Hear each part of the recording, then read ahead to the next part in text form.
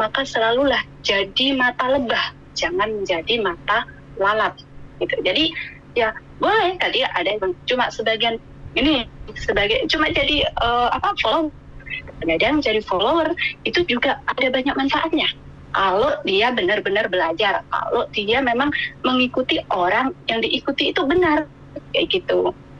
Kalau misalnya di wirausaha atau di bisnis, maka sama halnya aku belajar bisnis, yang kamu belajar itu dari orang yang sudah bisnis beneran, orang yang benar-benar udah sukses, atau orang cuma bicara aja. Nah, sama halnya seperti ini. Nah, itulah namanya belajarlah dengan orang yang sudah belajar. Belajarlah dengan orang yang benar, seperti itu. Jadi, kalau ngomongin dari diri sendiri, itulah sangat luas itu. Jadi, kalau tadi udah ngomongin waktu, udah gunanya apa, sekarang kesukaanku ini apa? Untuk diriku sendiri besok ini aku ngapain? Kalau ada masalah, gimana cara mestain masalah? Ini sangat panjang. Contoh nih, ada banyak teman-teman terkadang ada masalah adalah untuk di sosmednya. Itu salah satu. Padahal itu tidak memberikan solusi. Justru orang-orang akan memberikan entah itu hujatan, entah apa. Kalau nggak baca sih nggak apa-apa ya, maksudnya kita nggak tahu mereka komentar atau apa namanya udah di sosmed kan seperti itu. Tetapi kalau orang yang mudah untuk menyerap energi negatif, maka itu juga akan berpengaruh buruk. Sedangkan kata-kata yang udah kita ucapkan, maka sebagian besar bisa jadi terjadi atau justru akan menghalangi diri kita sendiri. Nah, di sini mungkin agak sulit ya diterima hal ini, tetapi ada filosofi atau kata-kata bijak yang bahwa manusia itu hidup sesuai apa yang dipikirkan, sesuai dengan pikirannya. Menurut saya percaya dengan hal itu. Nah, ini dia. Makanya bagaimana kita menentukan pikiran, bagaimana sih pikiran kita ini diolah dalam satu hari itu lebih dari 60.000 pikiran kita, ya enggak? Kita sendiri mungkin tadi mikirin gimana sih berangkat kerja atau bangun tidur, terus habis itu inget di YouTube, inget tadi yang apa yang lihat apa, inget ini macam-macam kan. Terus sebentar lagi udah ganti slide lagi, seperti itu kan. Nah, inilah kalau kita memiliki kesadaran, kalau kita sudah mengenali diri kita sendiri, wah aku ngapain mikir ini, aku akan kembali, akan pikirkan gimana ya aku belajar lebih baik, bagaimana ya aku mendapatkan omset, bagaimana ya aku mendapatkan income tambahan. Tentu dia akan kembali untuk belajar. Di sini amazingnya, kalau kita sudah menarik nih pikiran kita tadi yang melayang-layang sambil mungkin ya, sambil nyopir, sambil nyuci, sambil kerja, pikirannya melayang-layang, kita tarik nih kembali ke diri sendiri. Jadi kita itu ada di dalam diri kita sendiri, itu yang pertama. Makanya kan banyak kan kalau kita bilang, kok kayak ada orang ngelamun, kayak orang matanya melihat ke sini tapi pikirannya kosong. Sebenarnya pikirannya itu nggak tahu, dia ada nggak sih, ngerasa nggak sih. Saat bicara itu sebenarnya ngerasakan nggak bibir ini bicara gitu. Saat bicara itu dengar nggak kata-kata ini kedengaran dari hati, dari telinga ini ke hati terasa nggak? Lah, ini salah satunya. Kalau sudah mengenali diri kita sendiri ini sebagian kecil aja ya, maka apapun itu sudah nggak ada di bawah kontrol. Walaupun follower atau yang diikutin itu bagi saya adalah penting. Kenapa? Karena manusia itu adalah satu, makhluk sosial. Dua, manusia itu memiliki akal dan pengetahuan yang sangat terbatas.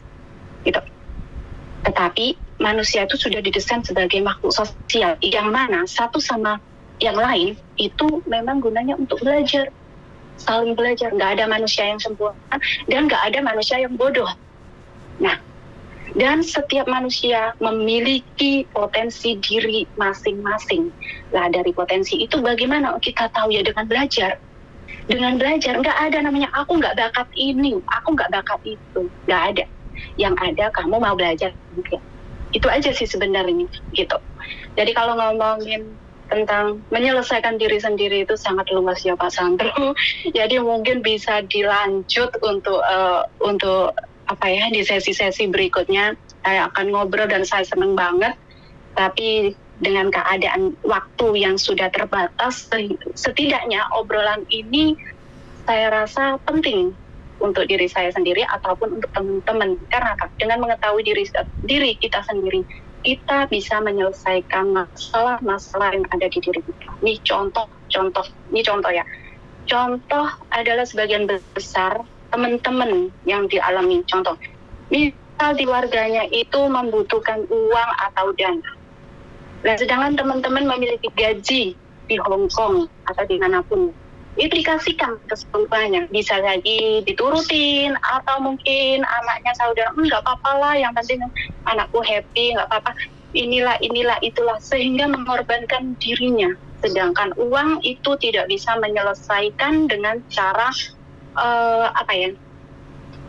ya nggak apa-apa, itu tadi, nggak bisa diselesaikan dengan itu. Justru, kalau misalnya yang sebagai BMI itu adalah ibu-ibu dan meninggalkan putra-putrinya di Indonesia yang masih di masa pendidikan, katakan dari 18 ke bawah ya. Kalau dengan cara itu artinya itu membunuh kebahagiaan mereka.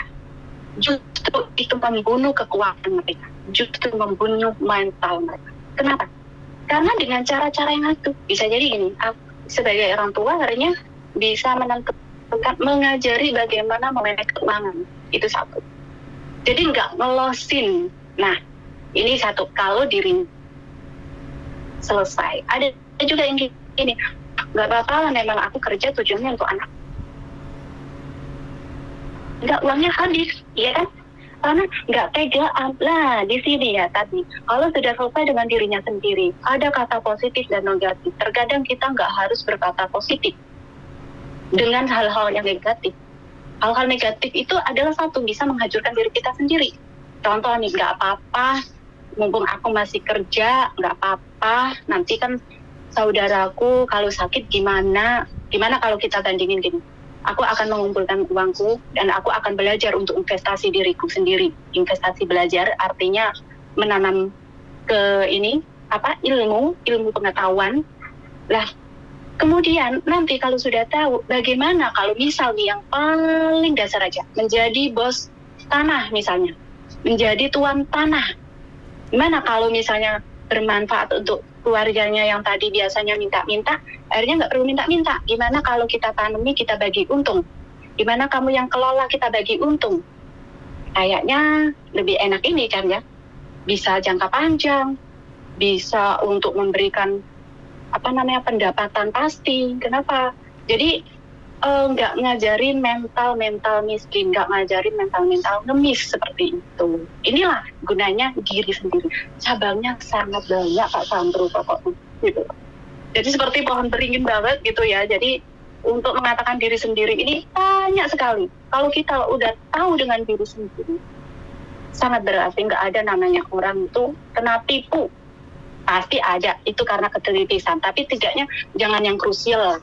Dua, kalau kita udah mengenali diri kita sendiri, kita bisa mengenali orang lain. Bukan berarti kita harus kumpul tidur bareng, kayak jogging bareng, kayak apa. Bukan itu ya. Dengan cara kita tahu karakternya, dengan cara kita tahu gimana interaksinya, itu udah bisa cukup mengenali. Nah, di sini artinya apa? Kita bisa berkawan dengan orang yang membawa positif, bisa berteman, berkumpul, atau berkomunitas dengan yang membawa positif, bukan yang toksik seperti itu. Karena apa? Itu tadi. Karena kita sudah mengenali diri kita sendiri, sehingga mudah untuk mengenali orang lain. Kalau kita belum mengenali diri kita sendiri, sangat sulit mengenali orang lain. Yang ada mungkin kita ingin dikenal sama orang lain. Tuh. Jadi yang saya alami dalam kehidupan saya tentang diri kita sendiri, tentang kehidupan saya sendiri, bagaimana perjalanan hidup itu, bagaimana di lingkungan, itulah yang saya dapatkan. Jadi, oh iya, kalau orang sudah punya dirinya sendiri, tidak butuh kok dikenali orang. Justru tidak tahu, malah orang lain sudah mengenali. Dan itu pun, apa iya? Karena sudah asik ini dengan dirinya. Cuman, yang harus digarisbawahi, yang dibilang asik dengan diri sendiri bukan berarti kita ke ego. Nah, panjang ya Pak Chandro kalau mau diceritakan gitu. Jadi, artinya di sini membahas sesuatu yang lebih ini dulu ya. A itu adalah lebih mengerti apa tadi itu lebih ke diri kita sendiri, artinya lebih paham kehidupan ini mau dibawa kemana, jalannya ini mau kemana, tujuan tuh mau kemana gitu. Walaupun contoh nih, katakan menjadi pengusaha, jadi bisnis, wirausaha atau apa gitu, tujuannya itu utama apa sih? Tujuan yang paling akhir itu apa? Kebahagiaan, kedamaian. Tentu seperti itu. Tapi kebanyakan orang akan misalkan mengejar uang, omset, dan lain-lain. Nah, ini kan ranah dari tadi yang awalnya dari waktu gimana ngejar omset udah beda, tingkatannya udah beda. Karena kalau sudah mengenali diri sendiri dan tingkatan ini, dia akan berwirausaha lagi. Sebentar ya.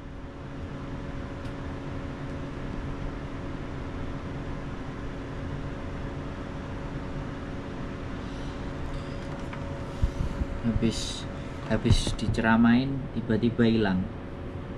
Habis saya diceramain tiba-tiba hilang teman-teman. Ya begitulah, ya nggak apa-apa, namanya juga kesibukan, jadi nggak ada masalah, no problem. Jadi hari ini saya tadi diceramain, padahal sebenarnya awalnya adalah dia bertanya bagaimana supaya punya bendera sendiri, semuanya bisa berjalan sendiri. Loh, kenapa dia? Apa jawabannya? HP-nya kepanasan. Jadi kalau dia ngomong katanya putus pak, HP-nya hit, kepanasan. Iyalah, kalau cuman bahas teori ya banyak orang yang bisa berteori, tapi giliran praktek bingung. It's okay.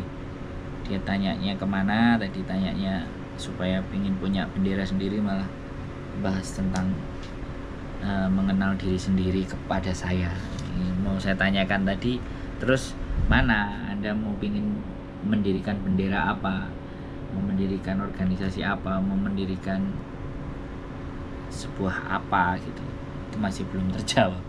It's okay, intermezzo, nggak apa-apa. Dengerin ceramahnya teman-teman PMI Hong Kong, kita dengerin ceramahnya mereka, sesekali kita yang diceramai.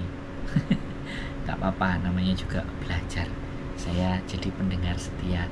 Jadi ada nanti juga kalau teman-teman yang mau curhat dan tidak mau dibalesin, ada yang mau dibalesin, bilang aja saya hanya mau curhat, jangan ditanggepin. Nah, nanti saya akan siap mendengarkan. Oke, sehat selalu, terima kasih, bye bye.